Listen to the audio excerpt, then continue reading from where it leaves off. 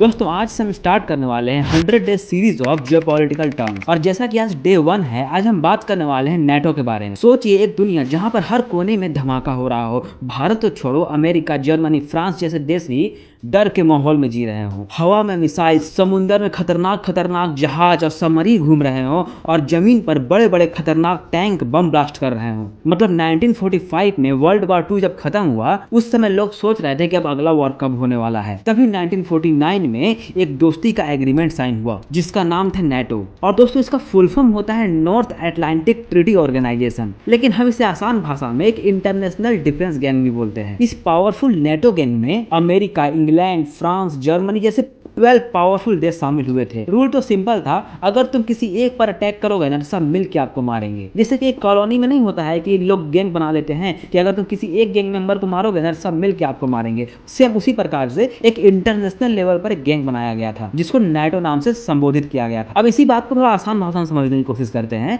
जो नेटो था ना दोस्तों, उसका काम था मिलकर सिक्योरिटी देना आपस में एक दूसरे को। अगर रसिया या चाइना जैसे देश किसी मेंबर पर अटैक करे ना तो सब मिल के उस पर हमला कर देंगे। मतलब यही होता है, एक पे अटैक करोगे तो सब मिलके आपको जवाब देंगे। मतलब यही इनका फंडामेंटल रूल था। और दोस्तों ऐसा नहीं है कि हाँ बस चलो फ्री में रहते हैं, नहीं। हर मेंबर कंट्रीज, जैसे कि हम लोग अपने स्कूल फीस या ट्यूशन का फीस देते हैं ना जिससे कि हमें मेंबरशिप मिल सके, सेम उसी प्रकार नेटो के मेंबर कंट्रीज भी नेटो को पैसे देते हैं जिससे कि वे अपने मिसाइल्स, फाइटर जेट्स और ट्रेनिंग के लिए पैसे जोड़ सकें। और आज के टाइम में नेटो में लगभग 32 मेंबर्स हैं। और आपकी जानकारी के लिए बता दें दोस्तों कि यूक्रेन जो है ना अभी मेंबर नहीं बना हुआ है, इसीलिए जब रसिया उस पर अटैक करता है ना तो नेटो वाले उसको सपोर्ट नहीं कर पाते हैं। लेकिन यूक्रेन उनका सदस्य बनना चाहता था और इसी को लेकर युद्ध हो रहा था, जिसमें नेटो का मेंबर ना होने के बावजूद भी लोग यूक्रेन को सपोर्ट कर रहे थे इनडायरेक्टली, पीछे पीछे, लेकिन डायरेक्ट अटैक नहीं कर पा रहे थे मिलकर। और इंडिया का नेटो से डायरेक्ट रिलेशन तो नहीं है, पर हाँ इनडायरेक्ट डिप्लोमेसी होती रहती है। सो दोस्तों जब भी आप नेटो का नाम सुनो